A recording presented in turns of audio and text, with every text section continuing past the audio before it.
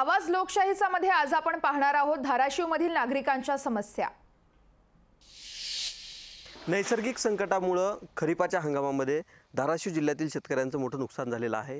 त्यातच आता रब्बीचा हंगाम सुरू झालेला असतानाच जी शेतातील पिकं आहेत ती कुठेतरी विजेअभावी आता जळताना पाहायला मिळत आहेत। त्या पिकांचं मोठ्या प्रमाणात नुकसान होताना पाहायला मिळत आहेत। धाराशिव जिल्ह्यातील 17 गावच्या शेतकऱ्यांच्या विजेसंदर्भातील ज्या काही समस्या आहेत त्या आता आपण जाणून घेणार आहोत।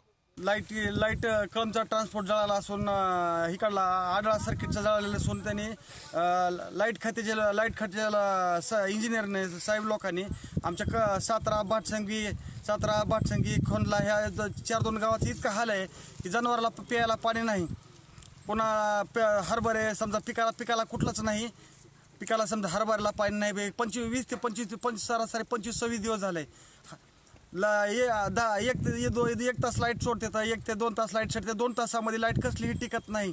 2 तासामध्ये लाईट समजा 2 तासात सोडलेल्या ह्याच्यामध्ये फक्त 10 मिनिट लाईट टिकते, पुन्हा 20 मिनिट लाईट कट होती। आमचा ट्रान्सपोर्ट आटाळा पेटरचा जळालेला नसताना कळमचा जळालेला असताना आम्हाला जनावराला पाणी नाही, शेताला पाणी नाही, प्यायला पाणी नाही असतानामुळं आज येईन उद्या येईन हैदराबादून कवा म्हणतात कवा नागपूरहून येईन म्हणतात। आमची पिकं जळालीत, कशालाच पाणी नाही आम्हाला। ताबडतोब आम्ही आमर उपोषण करणार आहेत। आमची 20 ते 25 दिवस झालं लाईट बंद आहे। पाणी साहेबाकडे सोडायला जा म्हणलं तर साहेब म्हणते तुमचा ट्रान्सपोर्ट जळाला। आमचा ट्रान्सपोर्ट जळाला नसताना कळमचा जळालेला आहे। आमचा बंद ठेवतात आणि कळमला रेग्युलरमध्ये चालू ठेवतात। आमची पिकाची नुकसान ही साहेब बघा समक्ष कशी झाली ती।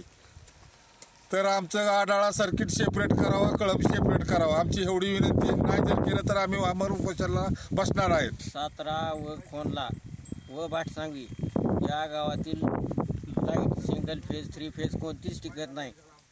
ट्रान्सफॉर्मर जळाला आहे तरी साहेबांनी आम्हाला आश्वासन दिलंय 10 दिवसात करतो, 50 दिवस करतो, 40 दिवसात करतो, पण करीत नाहीत ते काय। हे प्रत्येक वर्षी हेच चाललेलं आहे। गत वर्षी हेच झालेलं आहे। गत वर्षी कळमचा ट्रान्सफर जळालेला असताना सुद्धा देखील सातारा खोंडला भाटसंगी या 2-3 गावच्याच प्रत्येक ह्याच्यात वीज कट करून कळमला हे करण्यात येत आहे। आज सातारा भाटसंगी आणि खोंडला या ट्रान्सफॉर्मर आज 15 ते 20 दिवस झालं की जळालेला आहे।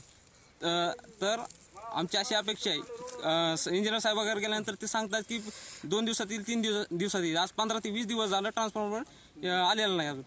आणि एकतर खरीपाचं एवढं नुकसान झालेलं आहे, ते होऊन बाजार रबीचं कसं तरी पीक आलेलं होतं, तर पाणी वाचून सगळं लाईट वाचून चालू आहे। पाणी आहे सगळीकडे पण लाईट नसल्यामुळे पाणी देता येत नाही। ही कळमचं ट्रान्सपोर्ट जळालं त्याचं जळालं असताना आमचं आटाळा सर्किट जोडलं गेलं आणि इकडं दहानाची तर नुकसान 50%च्या पुढं झाली तरी आम्ही पुन्हा जनावरांसाठी पाणी नदीला पाणी नाही आणि आम्ही पाणी पाजायला तिथं प्रत्येक ठिकाणची नाद कुरडी फट असल्यामुळं जनावरं पाणीमुळं ओरडतात आणि दुधाला पण आमच्या गायी कमी आलेल्या आहेत। तर ह्याच्यावर तुम्ही दुर्लक्ष करीत असताल तरी आम्ही सहन करताय, पण इथून पुढं आम्ही सहन करू शकणार नाही। एक तर एमएससीबी ऑफिसवर आम्ही एकदम लोंढा घेऊन येऊ आणि घागरी घेऊन जनावर घेऊन येऊ शकणार आहे आणि येणार आहे 20 ते 25 दिवस आम्हालाच हाल ही सहन होईना, तरी बी आम्ही हाल सहन करू शकत आहेत। आमच्या बाया आम्हाला म्हणतात तुम्ही विहिरीहून आणा किंवा नदीहून पाणी आणा, आम्हाला काम नसल्यामुळं आम्ही पाण्यात जाऊ शकत नाही आणि तिथं आम्हाला आंघोळ ही 20 ते 25 दिवस आंघोळ ही भेटत नाही। सरकार कुठलंही असो, महाविकास आघाडीचा असो किंवा महायुतीचा असो, सरकारकडून शेतकऱ्यांना आम्ही पूर्ण क्षमतेनं वीज देऊ असा दावा केला जातो। मात्र शेतकऱ्यांची जी काही परिस्थिती आहे ती आताच आपण पाहिलेली आहे। एकंदरीतच शेतकऱ्यांचे हासरू पुसणार तरी कोण असा प्रश्न सध्या उपस्थित होतोय। ओंकार कुलकर्णी, लोकशाही मराठी, धाराशिव। लोकशाही मराठी ऐका, पहा, जागरूक रहा।